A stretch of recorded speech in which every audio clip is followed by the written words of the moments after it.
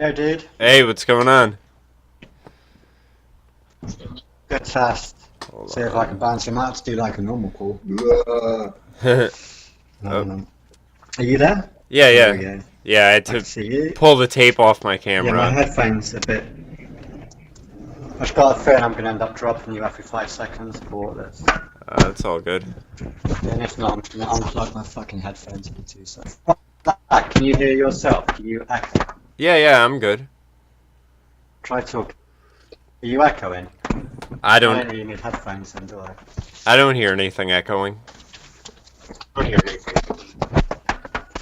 Alright. I'm not going to be able to balance you, Jamie. This is so unprofessional. Fuck me. Oh, Jesus. This is why we're on YouTube. We got a Trump rally coming up, right? Huh? Southampton. You do?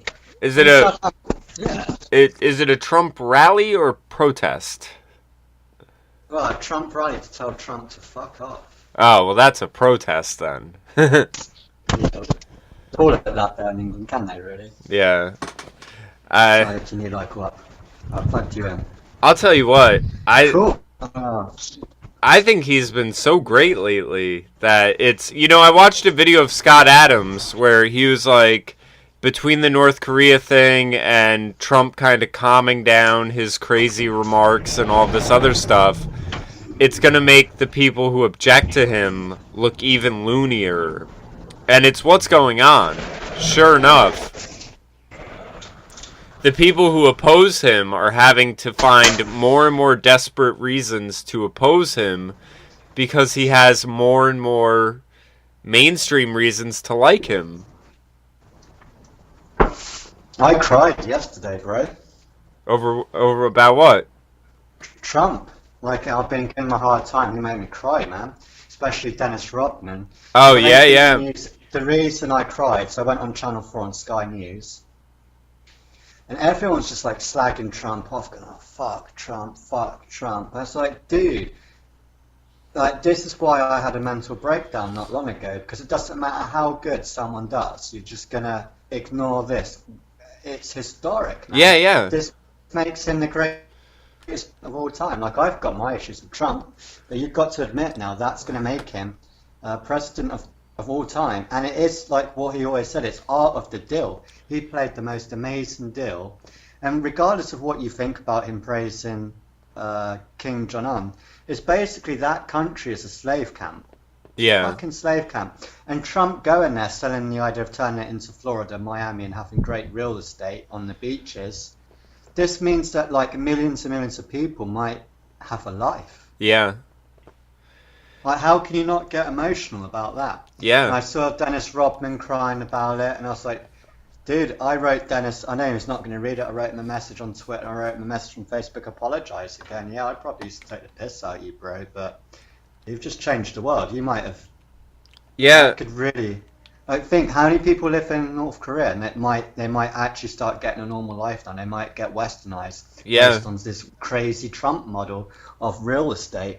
And Trump going, look how quickly we built up these skyscrapers. We can get them up in no time. We can get, like, loads of people would want to visit. You've got beautiful beaches. Why Yeah. don't you start with that? Well, and I even And had it just made him a YouTube video by the sounds of it.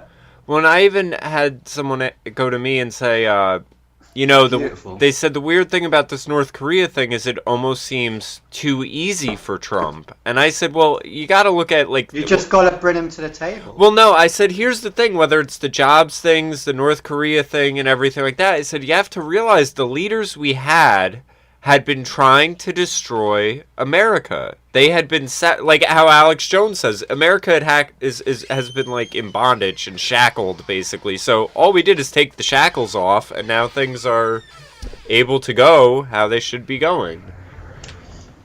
Everything, Channel 4 News, just like giving digs him. And then the CNN reporter seemed to be taking a piss out of Dennis Rodman in a way, just like looking at him as really crazy. And it's like, dude, he's just changed history. Of course he's going to be a bit choked up. Yeah, Well, and I always remember Steve Pachinek talking about Kim Jong and talking about how he went to like Swedish boarding schools, and he's very Western himself. That's why he likes basketball and all this other stuff. He's not some, like he's been isolated in Korea and everything. He grew up in Europe. Yeah, like I say, I was just shocked how the press handled it. I thought like you can't attack, like you got to give Trump credit for that, surely. But they don't. You know. I mean, No, and they just even knocked it did even you more. see the thing with him and Trudeau where they wanted Trump to sign the communique and all this other stuff, and Trump goes to them and he's like, "Listen, you guys got tariffs on us. We're gonna put them on you." And then as soon as Trump leaves the G7 to go to Singapore, Trudeau is taking little jabs at him and stuff.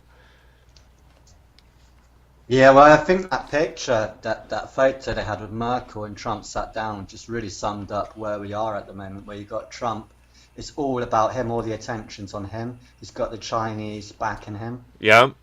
and yeah, I think that picture was beautiful, where it's got him sat down with his arms crossed, not willing to listen to Merkel's crap. Well, I thought it was And great. there really is this. In comparison to the picture of Obama where everyone's arm in arm and everything like that, it's like, yeah, I'd rather have the guy with his arms folded not wanting to deal with any nonsense than Obama, who just wants everyone to like him and is willing to sacrifice America for that.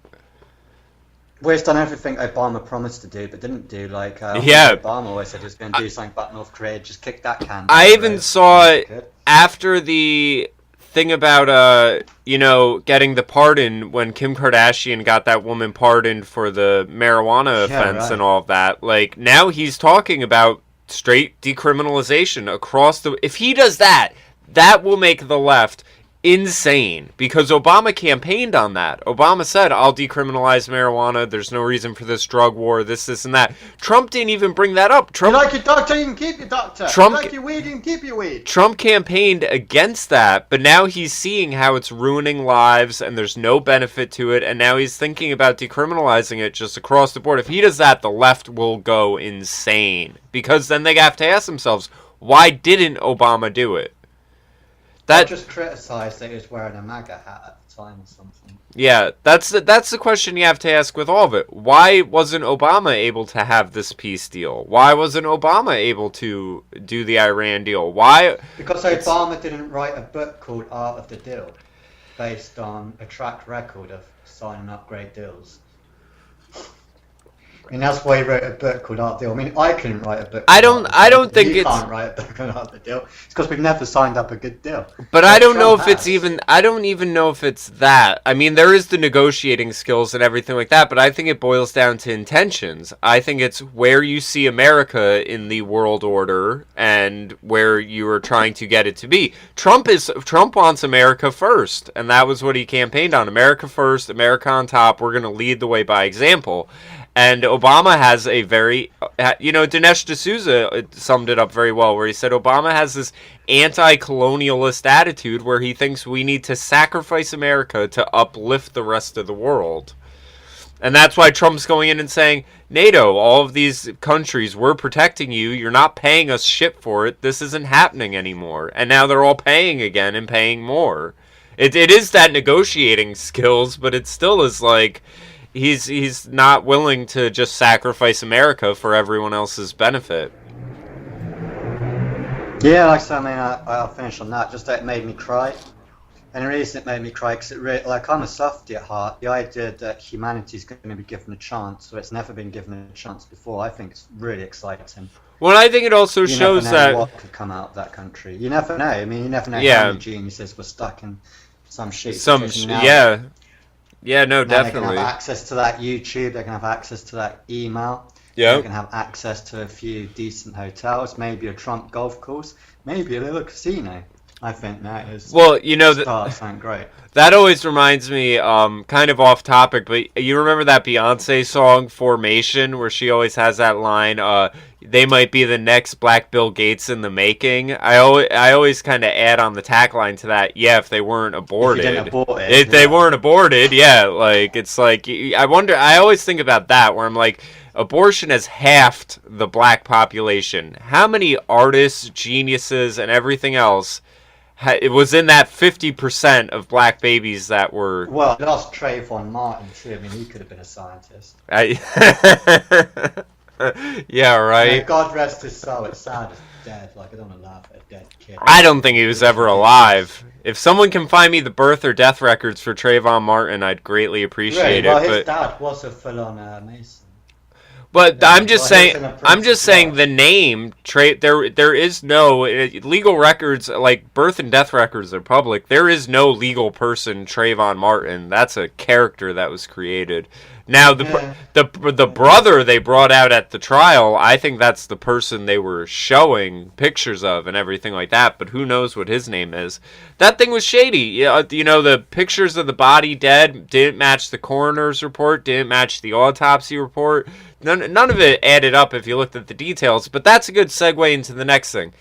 Anthony Bourdain, what's your take on that? I've been suicidal myself. I mean, there's lots of reasons I haven't done it, mainly because I'm a pussy, and also I've been manically depressed. I just don't see it in Anthony Bourdain. He didn't show any signs of someone that might kill himself. He seemed to be on cloud nine. He seemed to be telling everyone how great his life was going.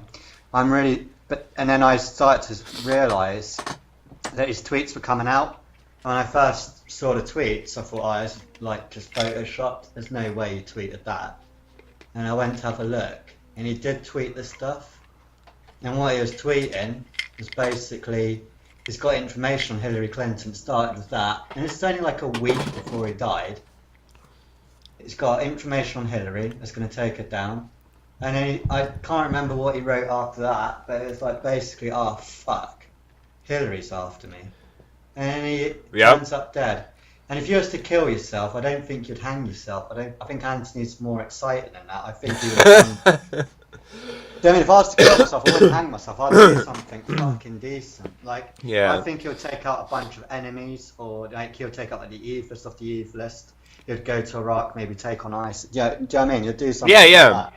Something fucking cool. Yeah, I think he was suicided too, and the Clintons have a track record for that. I always, the thing that worries me is when they know what happened at the same moment that they're announcing the death. The reason I started looking into it was when I was on Yahoo News. Not every news story, but the ones that I saw all said allegedly hung himself. Police claim he hung himself, and I was like, that means he might not. That means he did. How do you allegedly hang yourself? Yeah, that's quite a statement. That's the headline. It's not like it's buried in the article. It's like the headline is claims. It's like claims Bourdain hung himself. Claims that he committed suicide. It's like, well, if you looked at that other celebrity that killed themselves, it was like no, suicide. So it's weird that there was that doubt in there. And then this is where the conspiracy gets rolling. I don't know much about this Bourdain guy, but apparently he's got this girlfriend, and that can lead to suicide, like crazy bitches can do that. But she's really into this spirit cooking. That is 100%. Really? Go for her Instagram, yeah, dude. She's into this Marina Abramovich stuff. She's going to spirit cooking stuff. She's like talking about spirit cooking, and in the comments, people are like addressing it. It's like she's doing it like this, and like with a Baphomet head on. It's like, oh, spirit cooking, yay! Ooh, yay, spirit cooking, yay! Ooh, so kitty, ooh. And I just thought, oh fuck. But I don't know anything about Anthony Bourdain, but he doesn't look like the kind of guy that would kill himself. Yeah, I wonder now. I've heard Alex Jones talking about it, and supposedly there's a connection to Elon Musk. And I'm really curious what's going on there, because I know the thing with Musk is I almost, his whole business thing, like no one buys his products. Flamethrowers. Musk is a billionaire, but his money has all come from government subsidies. Yeah. And that's the thing. When Trump got in office, Trump was like, the gravy train is running up. Like, we're not subsidizing these cars no one's buying anymore. But I almost feel like something happened where, the media has turned on Elon Musk. And it's weird because it's like, it's like he's biting the hand that fed him by going after all the people that were giving him the subsidies.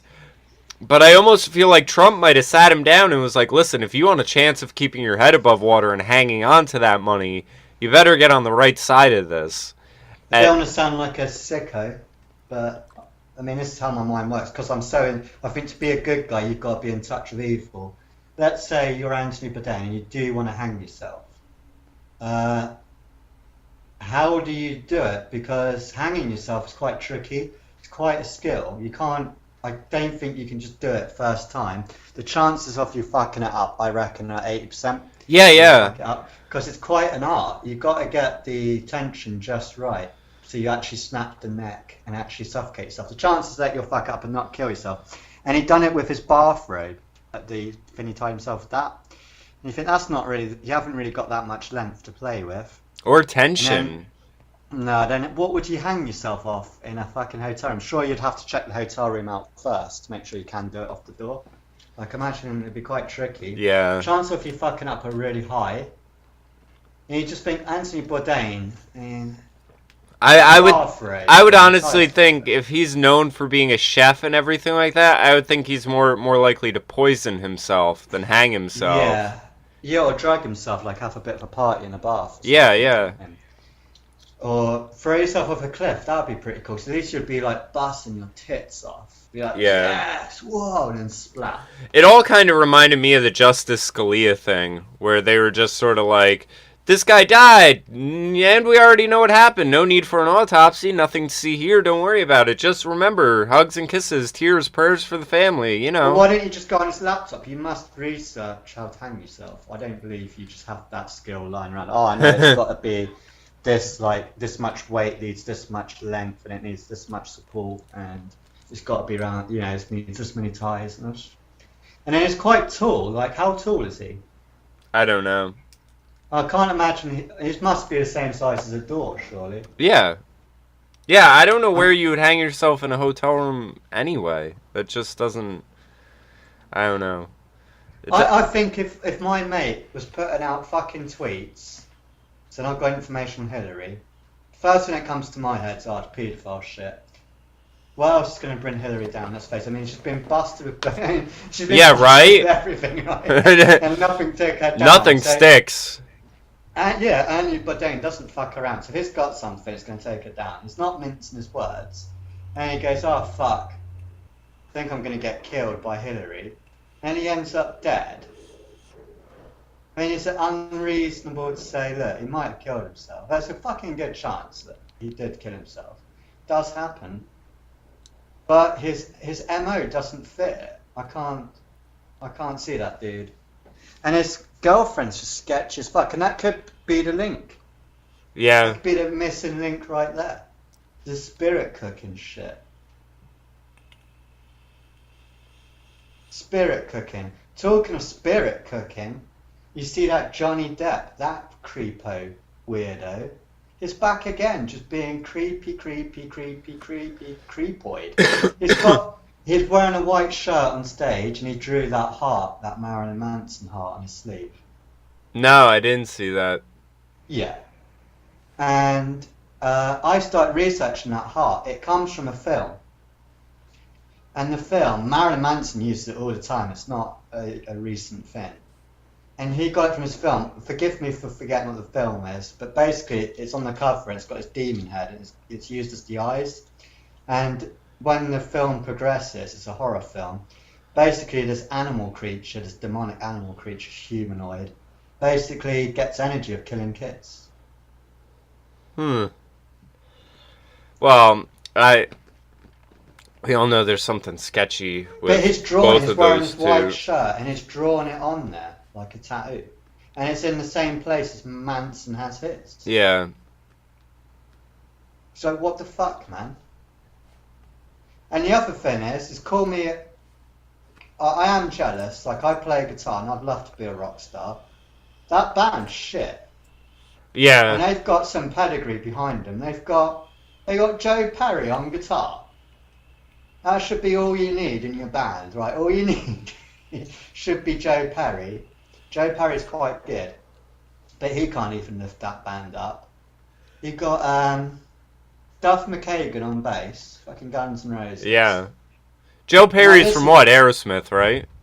Yeah, Joe Perry's good. He's not technically good, but he's one of those guys which I need to learn a lot of. He's technically not good, but he always hits the right note when it needs to be hit. Yeah. And he's got the key to guitaring is bending that note and not hitting bad. It's not hitting bad notes. It's so easy to, not get that bend right. It's very articulate on his guitar. And he can't even, I was listening to it, I just have to turn it off, and I'm really into that. That band should be like right down my street, because I love that kind of guitar riffing, like heavy blues. And it's like Joe Perry does save it quite a bit, but when I listen to Johnny Depp play, it's pretty bad. No, it's pretty bad. Yeah. He's good at a few rhythm stuff, he's good at doing honky-tonk A chords. He's quite good at that, but other than that, he's got a good strum. But he's out of tune a lot.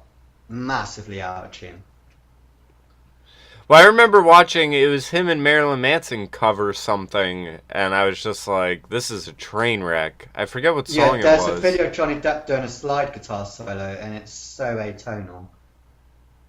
And you just think, okay, I understand you can do, like, I go atonal all the time. It's easy to do, especially if you can't hear, but you would have thought, having Joe Perry in the band, not really much excuse, is there? You just go, Joe, how do you do this riff, dude? Like, yeah. You riff him all day, man. It's like... I mean, yeah, I'm digressing a lot, but yeah, I just find this band really weird. And it's got Alice Cooper in it. Alice Cooper's creeping me out more and more. Well, he's always been a kind of creep, and that's been his image, though. He's like what Rob Zombie was the next level of. But anyway, let's get back onto... What are you saying about Anthony Bourdain? What's your... I think he was taken out. Like I said, it reminds me of the Justice Scalia thing, where it's like they're too sure of what happened. I didn't realize that the reports were saying allegedly hung himself. That's something that's an odd allegation to make. I think that's a pretty cut or dry observation on if they actually did hang themselves. So that adds another layer of shady to it all, but... I don't know. It just doesn't. Yeah, now imagine if Anthony Bourdain was going to take himself out, he'd go hunting bears or something without a gun. Or something like that. Like he'd fight a bear. Yeah. When he would, dude, he'd do something fucking cool. I can't see him just like. Well, wasn't that like the basis of his whole CNN show? Like him traveling, doing all these sort of adventures and stuff like that. And also, like, killing yourself, I think, is a kind of offence. That's why I never do. I think if you kill yourself, you'd deserve to be punched in the face. Everyone should walk up. Because you're just fucking everyone else around you. Yeah. It can't be that bad. Yeah. You know you're always going to break out of it in a couple of days. You know, it's just like... I know it's like hell when you're going through it. But a couple of days, you're back to normal again. And then you get fucked on again. You know, it's the cycle of life, isn't it? Yeah. And I think Bourdain's pretty much in that kind of... Yeah, someone would have known. Someone would have known. He would have mentioned it to someone, I would have thought. Well, yeah, and like I said, I think it's interesting the connections between him and Elon Musk, the way the media is turning on Elon Musk and everything like that. I think it probably was. I mean, the thing is like, I almost feel like people get too narrow with some of these things. You know, he was also doing a lot of events with Obama and all of them, and the thing is Hillary's reputation is tarnished.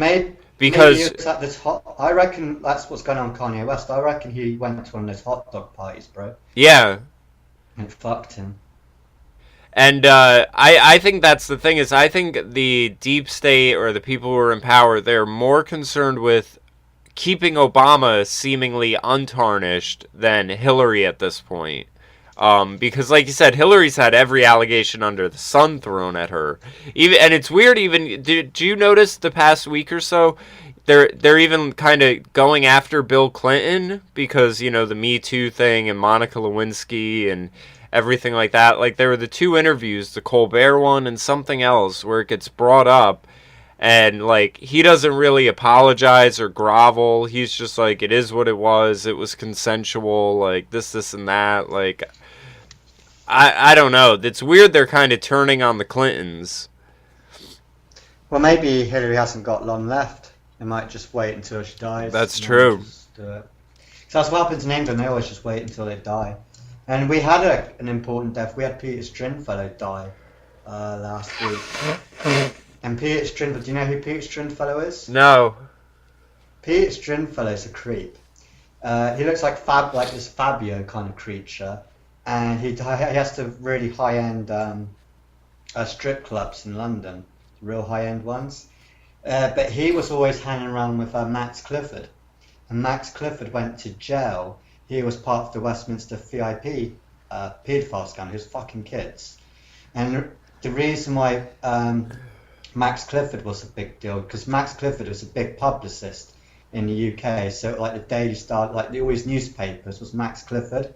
So if you wanted to become famous, he was also like an agent. So if you're a nobody like you are, and I'm Max Clifford, I go, right, Jamie, I'll get you in London tonight. You're going to have this like slightly like celeb on your arm and this other slightly celeb, and we'll do this kiss and tell story, and that will get your name in the public eye. Yeah. So he used to do that. He used to run a lot of these boy bands, and Simon Cowell, he made Simon Cowell famous, and he was like mixed up in the Jimmy Savile stuff and the Cyril Smith and all the Westminster scandal. Well, you might remember a kid called Ben Fellows. Ben Fellows was the kid who hung around with Bill Maloney, and Bill Maloney's that Londoner. He goes around. He was the one who confronted Ed Balls. Yeah. And he's going, do you know about the paedophile scandal on TV? You remember on BBC when he used to jump on the camera going, when are you going to do something about the systematic paedophiles?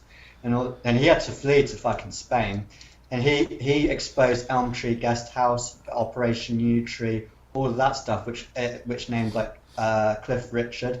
But Ben Fellows, you'll recognise Ben Fellows, because he was on Alex Jones' show. He was the kid that exposed the Olympics with the shitty G4S security contracts. Oh, yeah, yeah.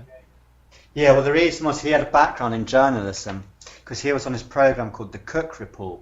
And The Cook Report was a great programme back in the day, back in like the late 80s, early 90s, where he was like the first independent journalist, and he would show corruption in government. And Ben Fellows, he was like a young adult, but he looked about 13, and he did this Cash for Questions episode, where you could pay cash, and then you'd get questions in like the MPs during question time and stuff. So Ben Fellows went to Ken Clarke, who's like, I don't know what Ken Clarke does, but he's a Bilderberger, and he's nearly Prime Minister level. So he tried to take a bribe of Ken Clarke, and he got groped by him, thinking he was a 13-year-old kid. Wow. And Ben Fellows was a child actor during BBC, so he did lots of interviews about all the BBC parties where they'd gift him like cocaine. And like he was mentioning about his meeting with Tom Cruise, and how Tom Cruise was a bit weird around kids, Esther Ranson, and he was saying that all the parties were at Peter Stringfellow.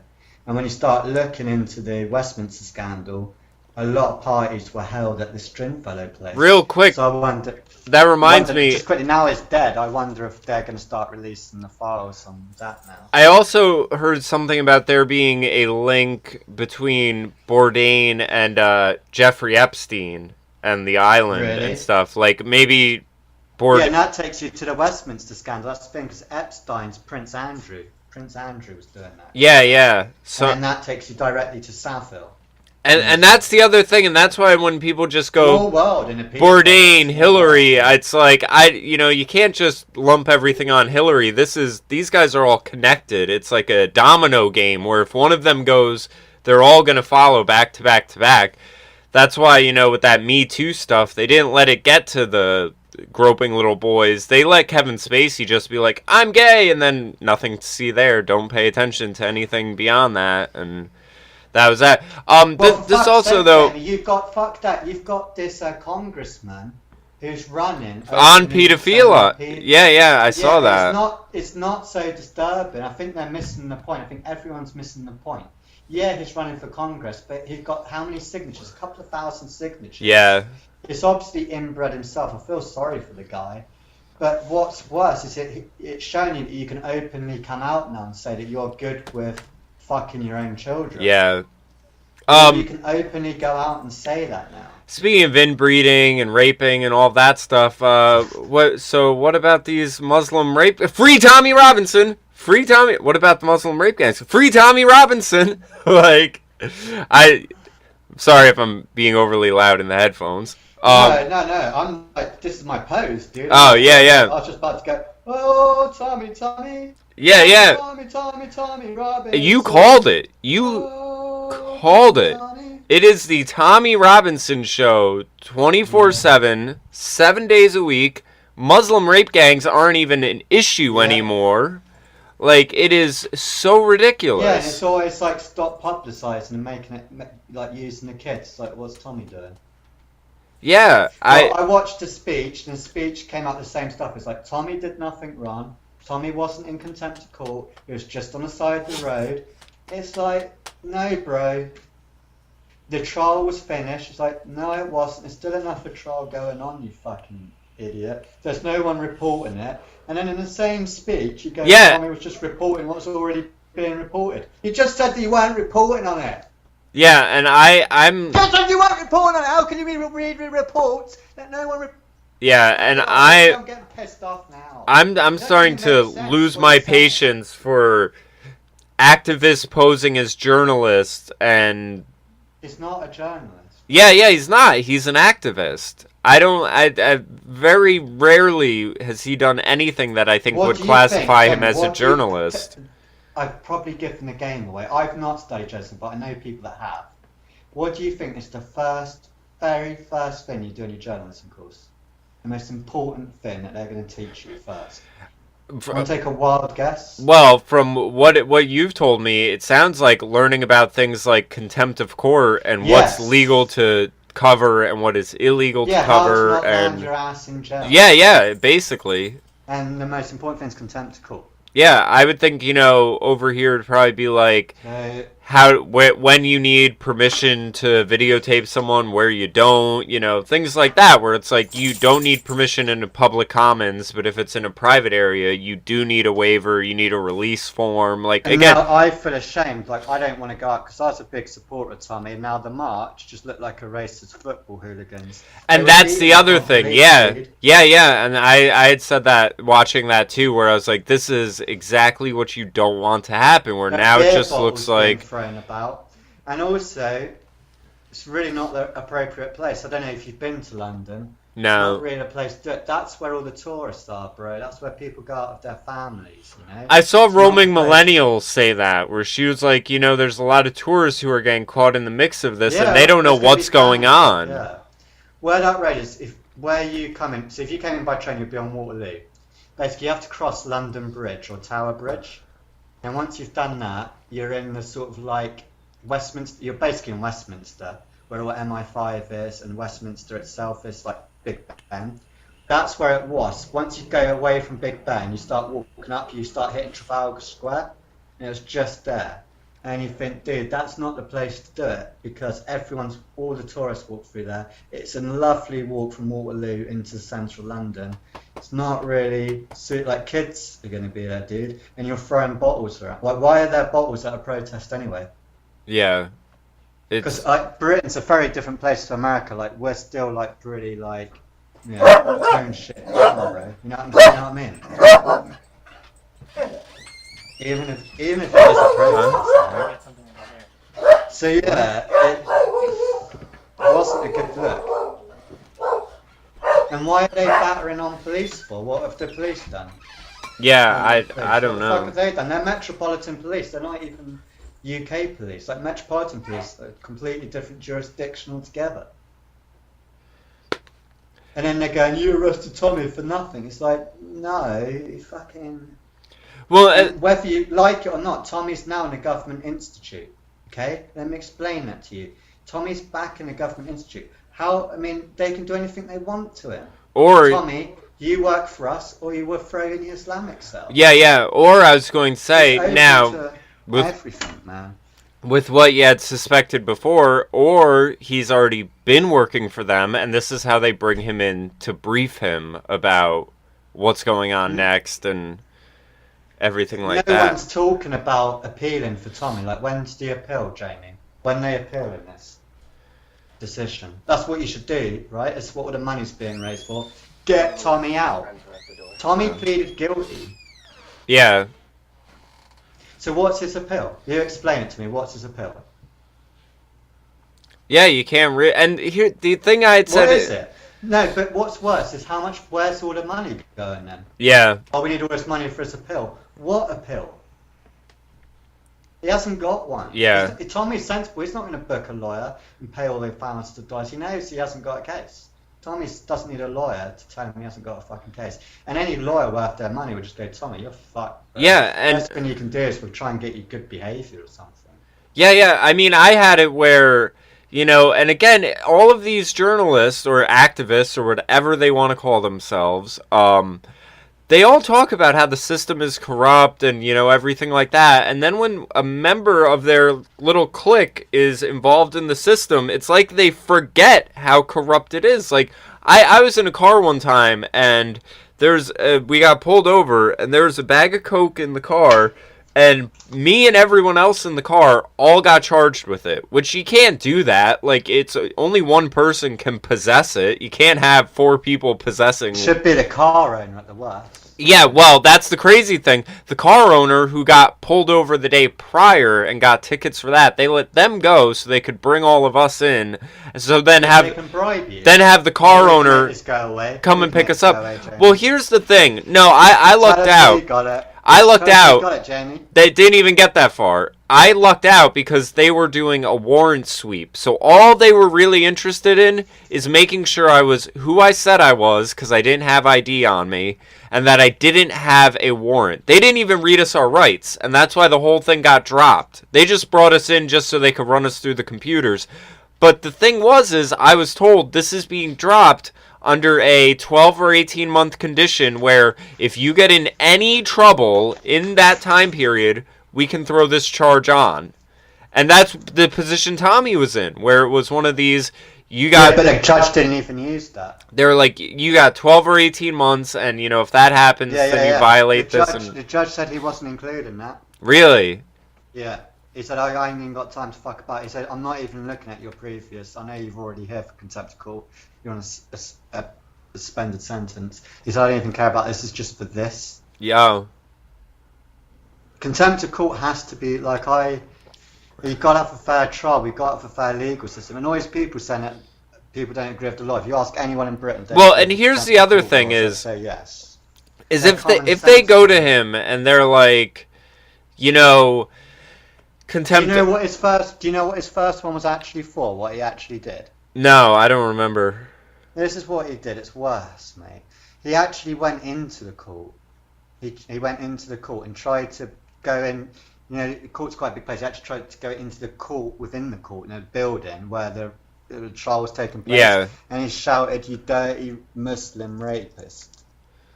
And here's the thing: is I feel like those, if you go on Twitter, the solicitors who are trying to prosecute them, they took a risk saying, look, do you know how many times we've had to go to the judge and beg them not to let these rapists go, all 29 of them go, because they keep claiming they can't get a fair trial and they've got a really good case. And it's because of dickheads like Tommy Robson actually storming the court. Well, here I'll be real cynical here, and I'm sure a lot of people from the UK will give us hate for this. We had someone hating on the last video, and I think it's funny because they're like, "You guys don't have any legal expertise," and I'm like, "Oh, please tell me between Stefan Molyneux, Lawrence Southern, and Alex Jones, which one of them is actually a lawyer?"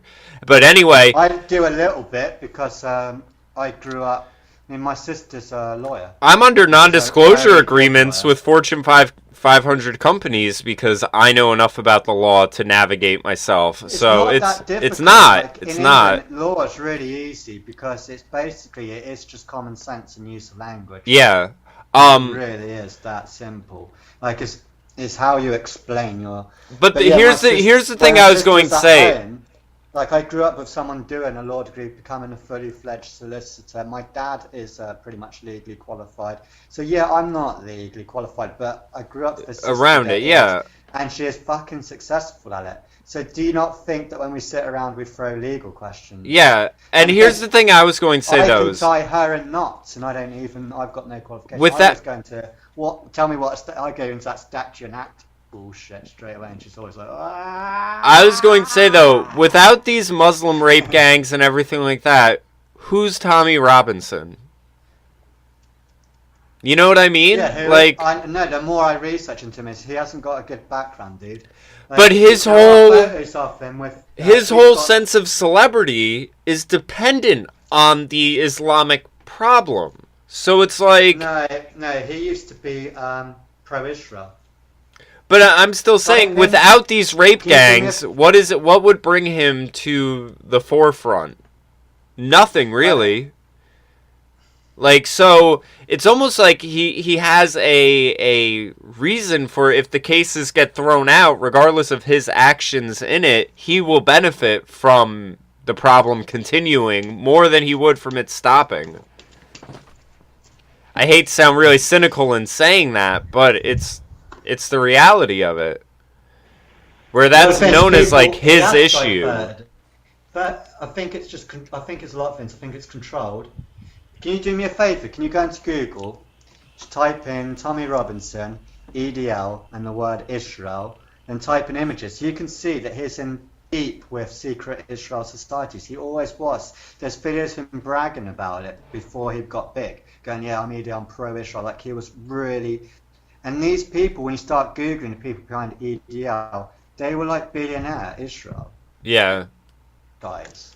They weren't, and Tommy wasn't just part of the EDL. It's not like Jack Buckby. No, sorry to bring Jack into it, where he was like part of the BNP. Like, which, did you see? Jack did a video on that recently. Yeah, but Jack wasn't head of No. Like, Tommy Robinson was head of it. Like, I was going to say, Jack did a really good video addressing his affiliation with them recently, where he was like, listen, I was young, and at the time, they were the only party talking about certain issues that bothered me. He said, and I almost got wrapped up in the far right, but I knew enough to distance myself from it when I saw it going that direction.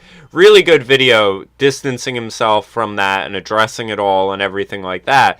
And he says, you know, there's all these other people that were part of... He said, you know, people never bring up Majid Nawaz and say former Islamist and hold it against him still. They are happy that he reformed and stepped away from it. You know, I've even heard, honestly, David Duke make the same statements where he's like... David Duke is like, you know, everyone always brings me up and says former Klansman David Duke. He said, I joined it when I was 20. I wasn't in it very long, and it's been 30 some odd years after, and they're still tacking that on. He said, but no one goes Nelson Mandela, former communist. They're always like Nelson Mandela. Like, it's just a thing they keep around for people that they don't want having an untarnished image, or they don't want to give them the credit of reforming themselves. Jack's done a great job the last couple of months. He's come a long way. Yeah. The last couple of weeks, definitely. I'm liking his videos. Before I was like 50-50 on Jack. Like, I liked him, obviously. But I was always like, you could see, not, like, you could just see he had a long way to go. But the potential was always there. Now he's like hitting it. Yeah. Hitting that ball out of the park. So that, yeah, he's done really well. What's up? Is he alright? Is his eyes are a bit, so I just worry about him, man. Is he okay? As far as I know. Is it just me? Is it just me, or is his eyes a bit wonky? I don't know. Do you not notice it? No. It's like he's got a lazy eye. I mean, sometimes I do. If I look at myself in certain photos and things like that, I think it might just be as you get older, it kind of, one eye might be deteriorating quicker than the other or something like that. You should get checked just in case, man. I should. I haven't been to an eye doctor in a while. No, Jack should. Oh, well, yeah, him too, probably. I worry about him. Because each time I watch it, I sound like such a... It looks like he might have had a hit on the head or something. You never know. But as far as the Tommy stuff goes, it's... What's Jack saying about Tommy, then? I don't know. I haven't asked him, and he would be interesting to ask about it. But... especially because he's working for Rebel now. And, you know, I went through and I rewatched some of these videos about the whole issue with Kalen Robinson and the supposed blackmail and the hush money. Well, he's the one that was doing all the interviews on behalf of Tommy. He's Tommy's team now, him and his boyfriend. And that was the thing, is supposedly when that whole thing with them leaving Rebel happened, they were blackmailing Ezra saying, we have video of Tommy, we'll release it if you don't pay us, this, and that. And Tommy was like thrown in the middle. And that's why it's all very odd to me that Kaylin is now with Tommy. They're both independent.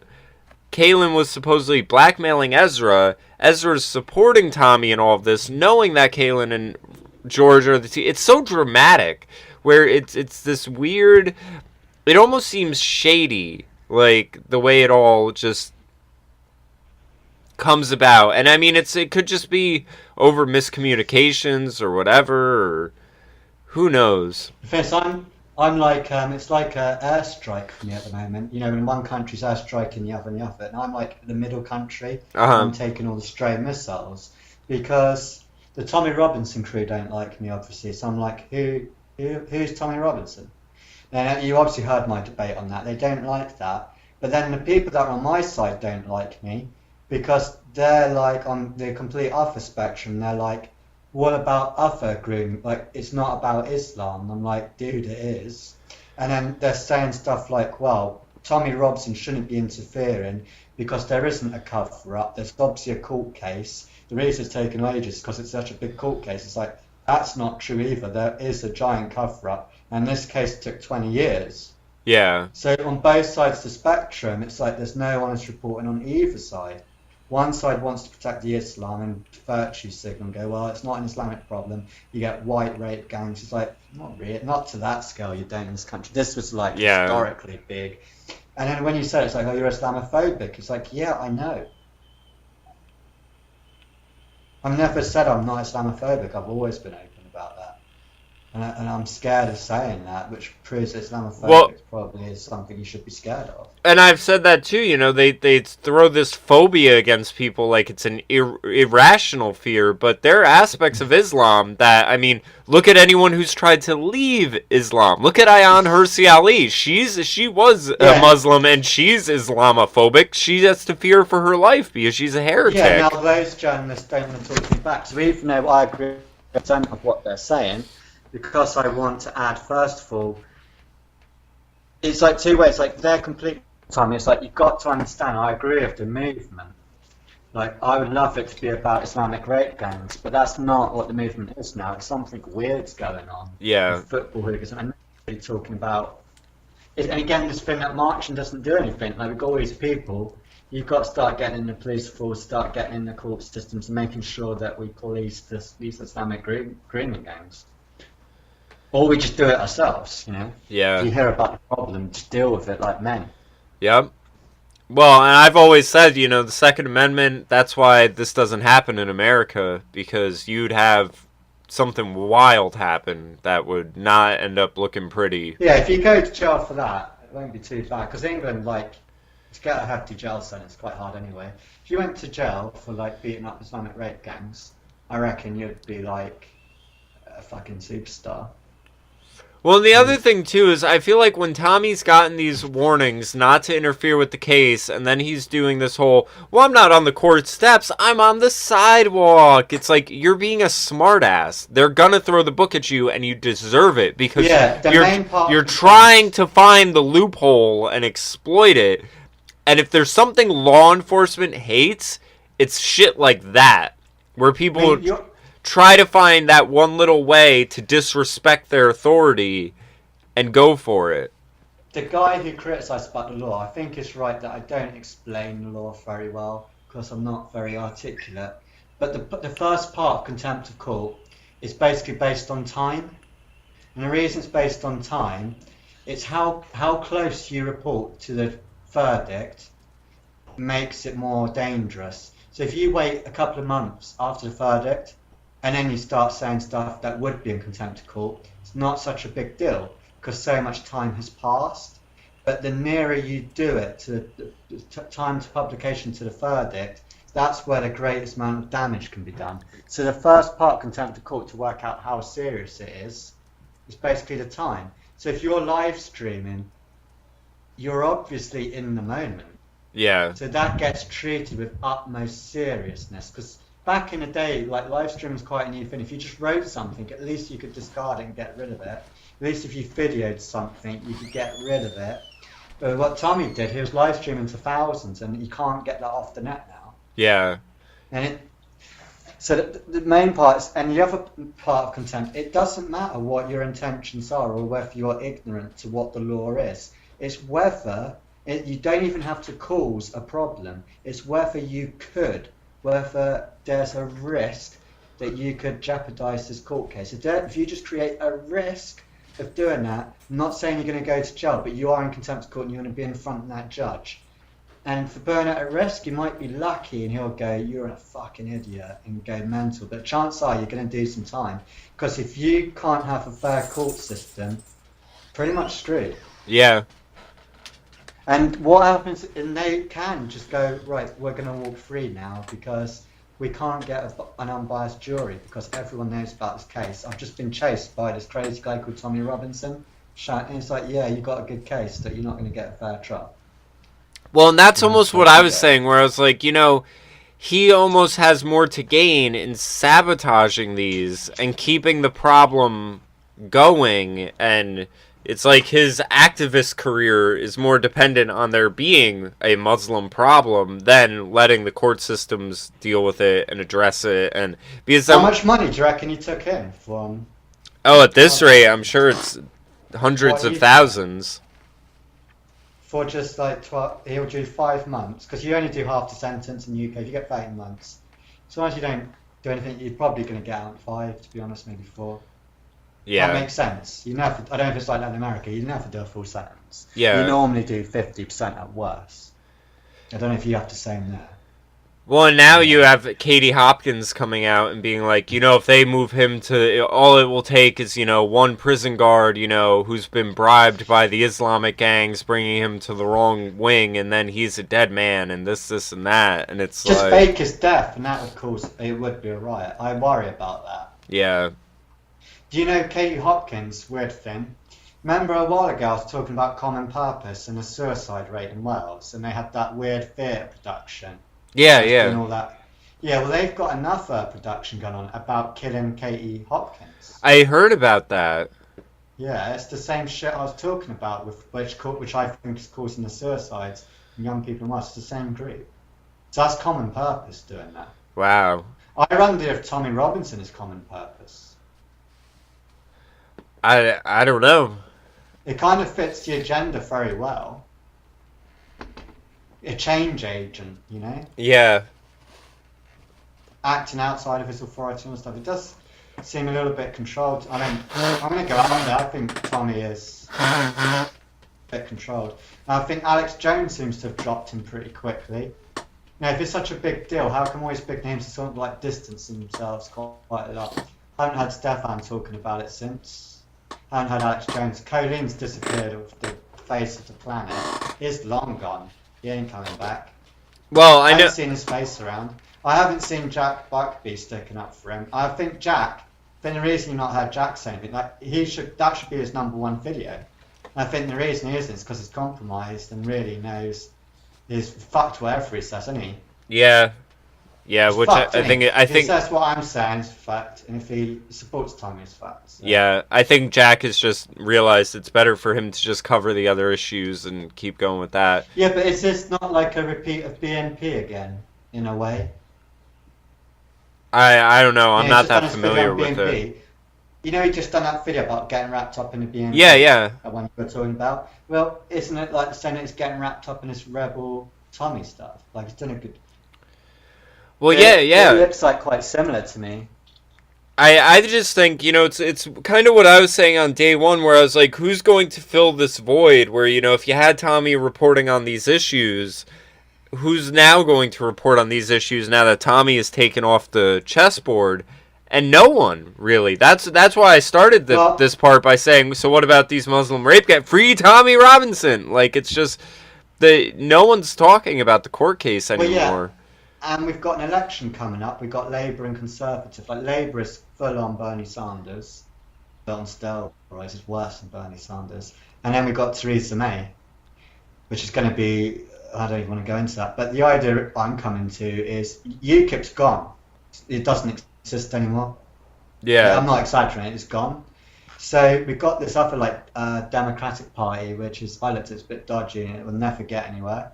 So whilst we're all doing this Tommy stuff, we're going to walk into an election where they basically just won, right, with Brexit. I know it's not the same thing, but Brexit was caused by UKIP. Yeah. So now UKIP's dead and buried. Do you see what I mean? UKIP could have been that, take us seriously, and now there's nothing serious to compete either against. I mean, I know actually, so they're both the same. It's just a two-headed snake. Sure, it is. But there's not even anything up against a two-headed snake. We're worse than what we were before the Brexit. Yeah. And we're actually worse. We're dead and buried. Yeah.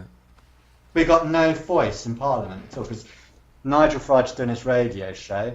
Raheem Kasim's fucking about getting free Tommy Robinson. So, really?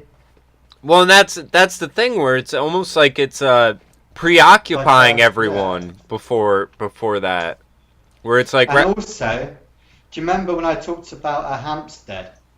The key to Hampstead was, this is going to be a great excuse now, and people are going to support it, that we need tighter restrictions on courts and more restrictions on journalism because of these outbursts. What if they did walk and they said, right, Tommy caused the contempt, which means that they walk free. Everyone's going to go, well, you're right, we're going to need tighter journalism laws. You're going to have to be registered to be a journalist now.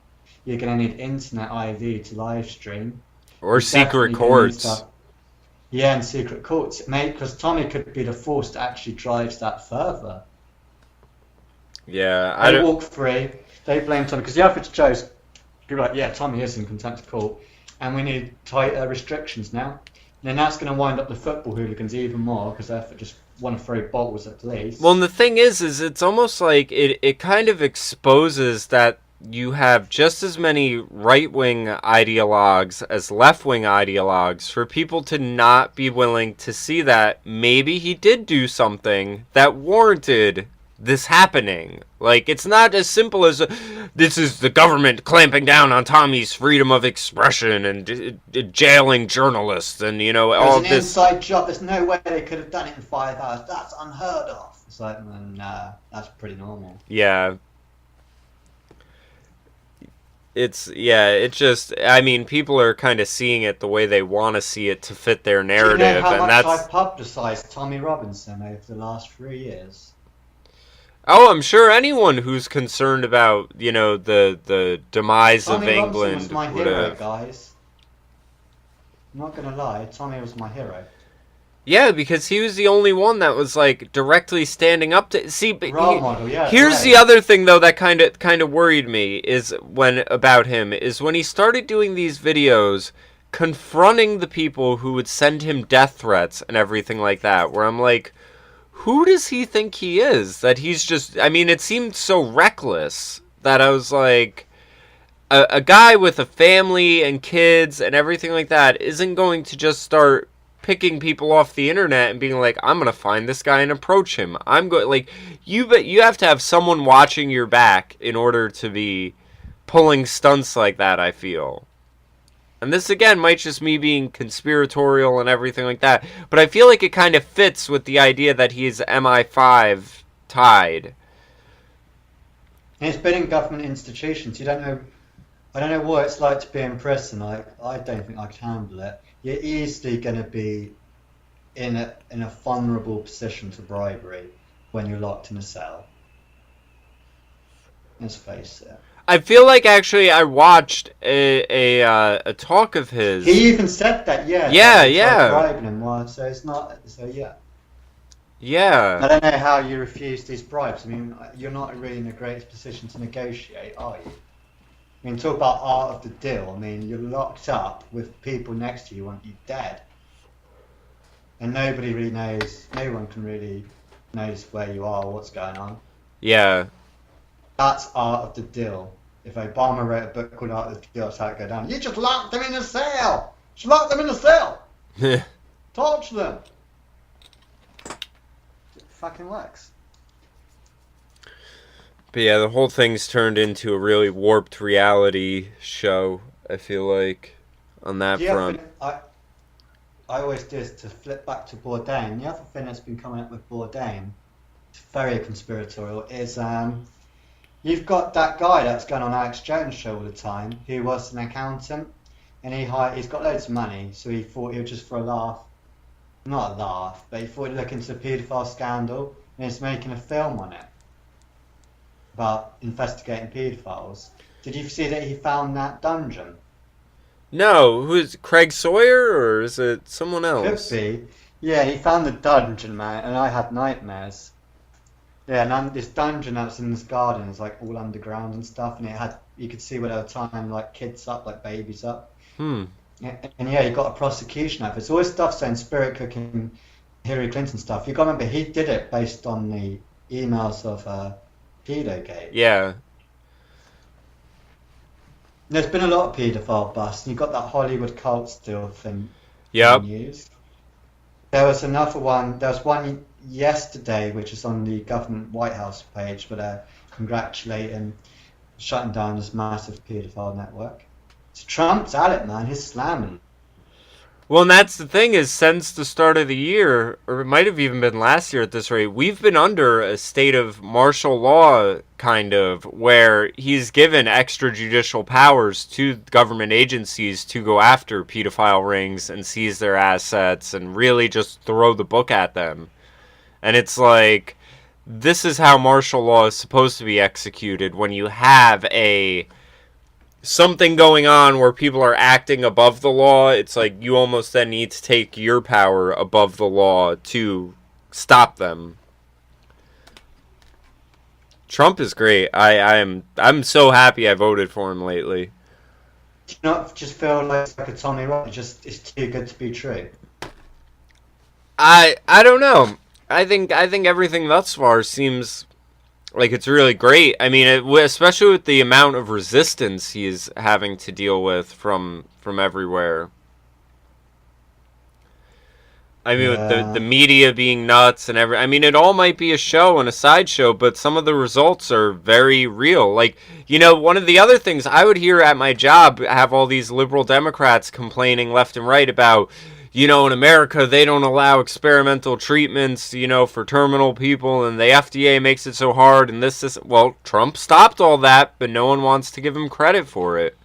I'm glad you brought that up. That reminds me, because the thing that stood out, what's it called when he'd done his acceptance speech? What's that called? When no one showed up, apparently. Remember they did those photos. What's that thing called where he does his opening speech and accepts? The inauguration, or? Yeah, that's the one. When he did that, the thing that stood out was he was like almost sounded like something out of the X-Files. I mean, I paraphrase. It's like, look, I'm a billionaire, and there's this there's like, we don't get the same treatment you get for medical. And like, what I'm going to do is you're going to see stuff you've never seen before, medical-wise. You're going to see stuff that's off this planet. Yeah. And you think maybe he does. Maybe you're going to see this giant boost in alternative medicine. You really are going to see it, and it could, like, the amount of money America could make out that. You might find that these medical treatments work, like the Rife machine, for example. You know, the one that does the frequency to kill cancer, or you might find cannabis actually works. Now I know these are shitty examples, or stem cell. And if he's going to unregulate and just say, hey, it's up to you to take the risk. Well, and that you might see substantial results. You know, and that actually could answer the thing I was talking to you earlier about, like the life, like he knows about the life extension. And he knows. And maybe that's where Musk fits into this, where I said, you know, he was surviving off subsidies and everything like that. Now, maybe Musk has some of these technologies, and the government was like, listen, we can't let them go to market, but we'll give you money to make these cars and this other BS to, you know, sell that no one wants and everything, and we'll just keep you above water as long as you don't put out the good stuff. And maybe that's what it is, where maybe a fucking flamethrower. Who knows? Have you ever gone, oh, I need a flamethrower? But maybe that's what it was, where maybe Trump was like, listen, Elon, you know, we're gonna deregulate and let all these things go to market, and you can actually make money rather than having the government hand you tax dollars. The only time a flamethrower's come in handy I can think of was on the Alien movie. I mean, supposedly If you've got to kill like a giant alien and you're on a spaceship, apparently a flamethrower is quite good. Supposedly they were using them in World War II. Yeah, I was going to say that's good if you just got trenches. No, World War One, I would have thought. Yeah. Trench warfare. Yeah. I Kill think the bodies, make sure they're dead.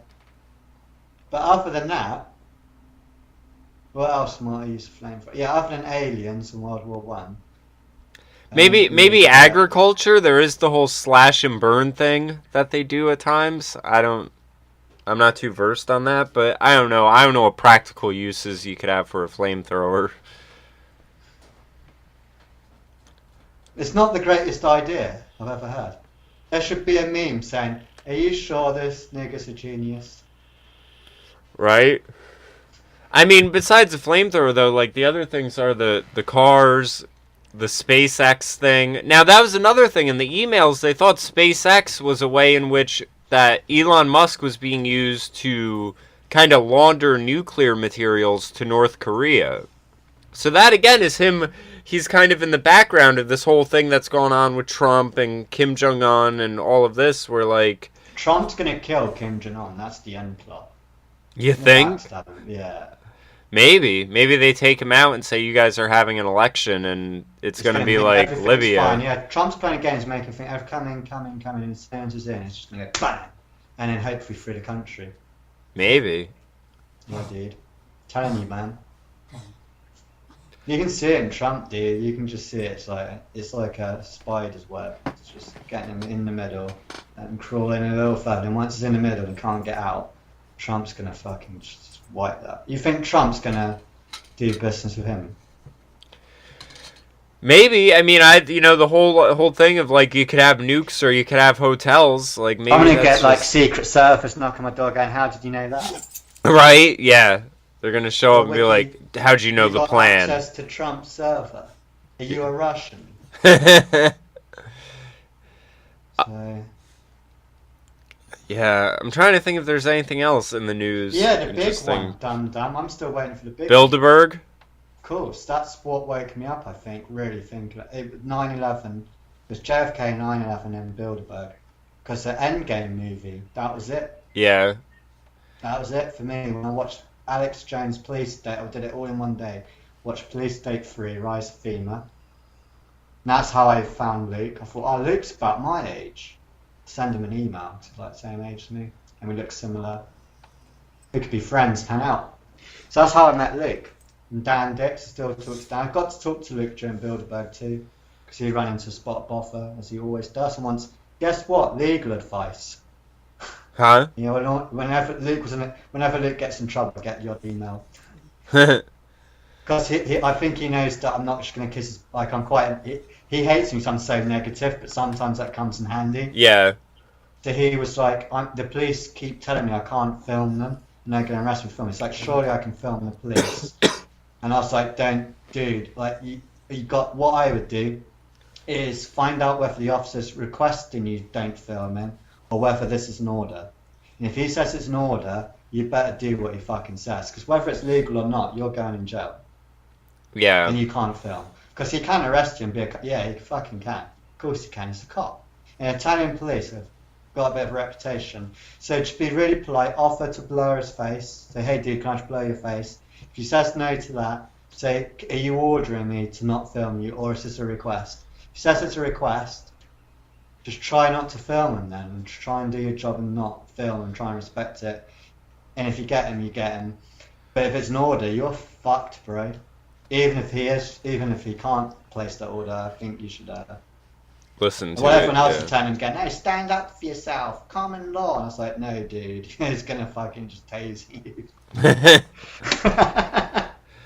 Yeah, it's a matter of like picking and choosing your battles some of the times, and these people don't realize that.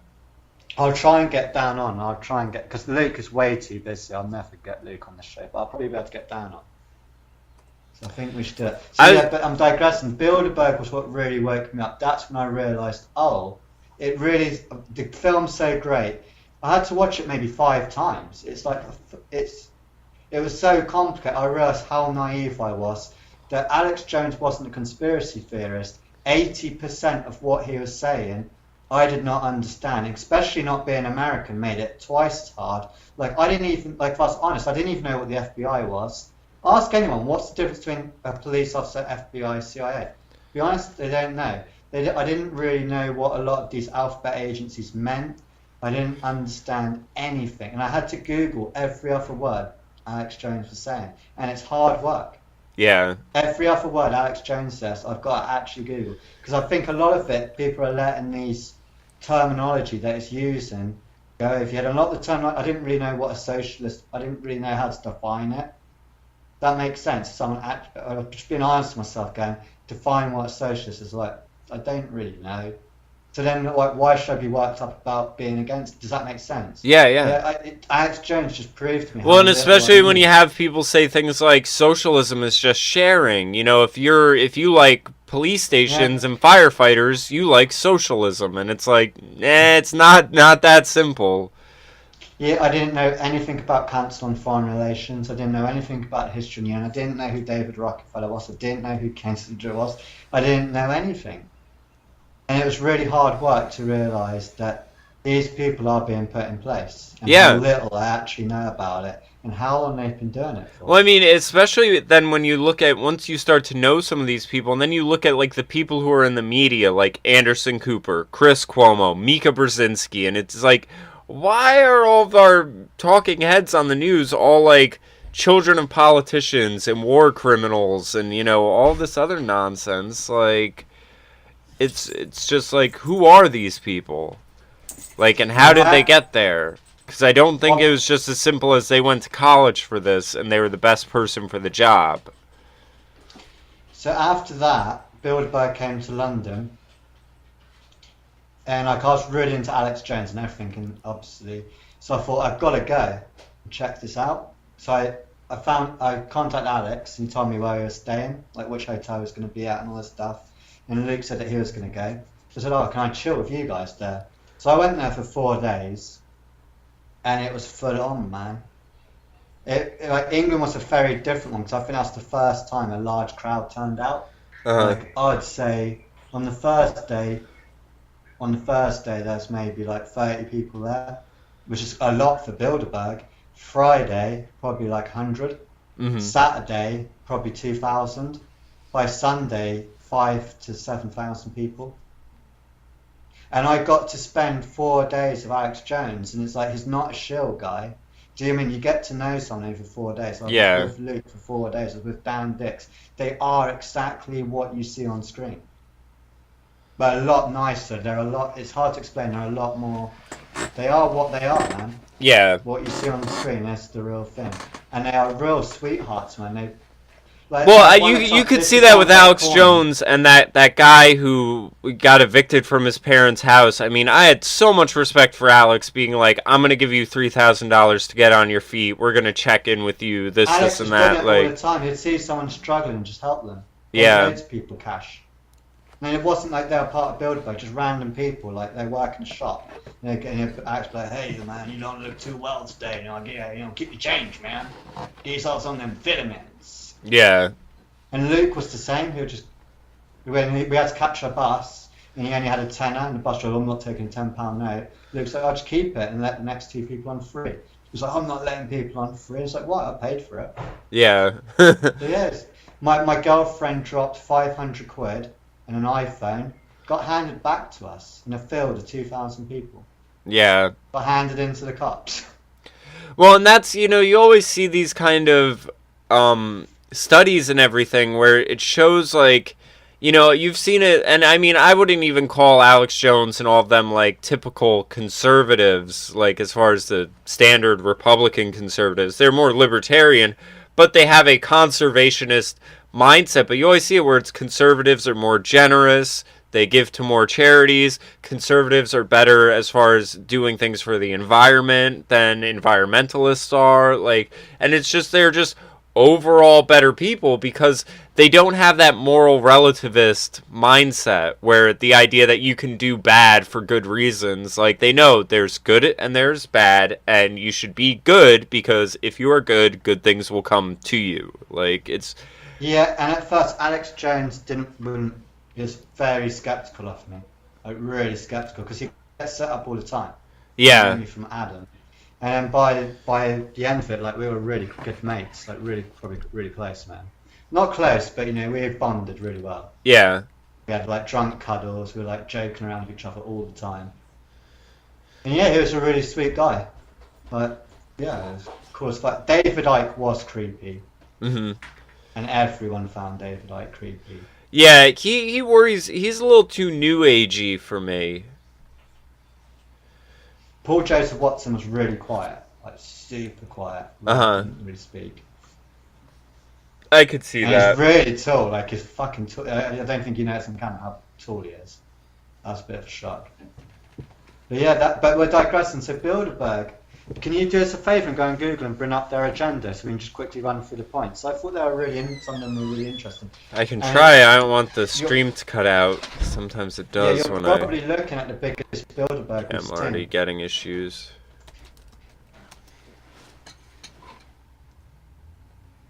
The guy who's congressman for Colorado, but it looks like he's going to run against Trump. You got that guy there. So that's who's going to be running for your Democrat Party in 2020. 100%. That's him. You had a lot of this stuff about truth, but the post-truth world was a big talking point. So I don't know what, I mean, that's obviously the Russia-Trump thing. A lot of it was anti-Trump, like one talking point was Saudi Arabia and Iran. So to me that means war.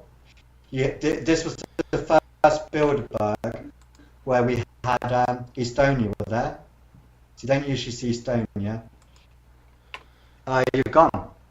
No. Countries that surround Poland. You had Serbia there, Prime Minister of Serbia. So all the countries surrounding Russia.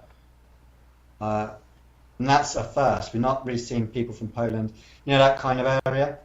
I haven't got my notes with me, I have to apologise. But definitely Yugoslavia, those kind of countries. So, and when one of the talking points was Russia, I think. So it looks like war is really heating up. You had the French head of defence for terrorism there. You had MI5 there, head of MI5 was there, and actually I named Ashley Judd. She was there. Really? You had Mad Dog Mattis there. So he's very pro-war. It seemed very pro-war was on the agenda, that war was really like Russia. And then Putin came out the same day and said, World War III is on the cards again. Don't know if you saw that statement. And then it's not just Bilderberg you've got going on. Putin had his own summit and playing war games at the same time with China. Did you see that Russia had its own summit with China? No. The big meetings of Bilderberg, yeah. So it looks like lots of war games are going on between the Bilderbergers and the number one subject was populism. Yeah. So again, that means Trump. And so yeah, lots of anti-Trump figures there. You obviously a lot on AI, because AI is always a big talking point. And that's for the last 4 years, Bilderberg's been a lot about AI, artificial intelligence. But they've definitely had a big talking point about Iran, Russia, and post-truth. So I don't want to go out and go war's coming, but yeah, this is the most biggest with the big warheads that we've seen. Basically, anyone, it's like everyone that weekend, whether it's the G7, you also had the summit, and you had Bilderberg, and then you had the Russians meeting the Chinese for their big summit. Basically, anyone who would start a war was in a meeting that weekend. Well, I can't think of any other players who'd want to bring in to start a war that wasn't at some of these events, whether it's Kissinger. Obviously, Kissinger was there this year. And if you think about it, what else are they going to be able to pull to try to rally people against Trump? They have to try to start a war somewhere, because other than that, he's doing too good. Yeah, but that's why, and also you had the Vatican there. that's the first time the Vatican have ever been to Bilderberg. Wasn't there an issue with sort of populism rising in Italy? Yeah, Italy had a Brexit. So they voted for their Brexit. So I don't understand it too well. The Italian government said, fuck you, and put in a Rothschild, like an IMF banker in. Yeah. You know, that's one of the things I wonder about North Korea, is if that's going to be the following step, is to put in a Rothschild bank in North Korea. There's not much to take. What would they want to take out of North Korea? I don't know. Well, I mean, they could build it up into something. The map because Trump's got to be careful, because if you blow that place off the map, that land, you can't go near it for 100,000 years, man. Yeah. What they're talking about. And then you got China and South Korea. Well, and I had already heard. I think he needs to take him out. I forget who I heard this from, but I heard they were setting up nuclear test facilities and that Trump had just blown them up, and like it wasn't really talked about, or they said they just, you know, there's a misfire and they you know, exploded or something. But there were people who thought that we attacked them, and that it was us being like, you're not doing this. Like, well, let's face it. How did the talk go down? Kim Jong-un. It's like, hey, you've got Miami Vice, or you've got bang. Yeah. Which one do you want? Yeah. Yeah, it wouldn't surprise me. But yeah, the Bilderberg, like, I haven't got my notes, but it was really big for having that many military heads in one place and having the countries for the first time surrounding Russia. It's very worrying. Yeah. Well, I have to get going because I got work in a little bit, but we can get more into Bilderberg on Sunday and have the notes aside. I tried Googling it and pulling things up, but all that kept popping up was Dan Dix's video covering it. So maybe I didn't want to try and get him on. Yeah.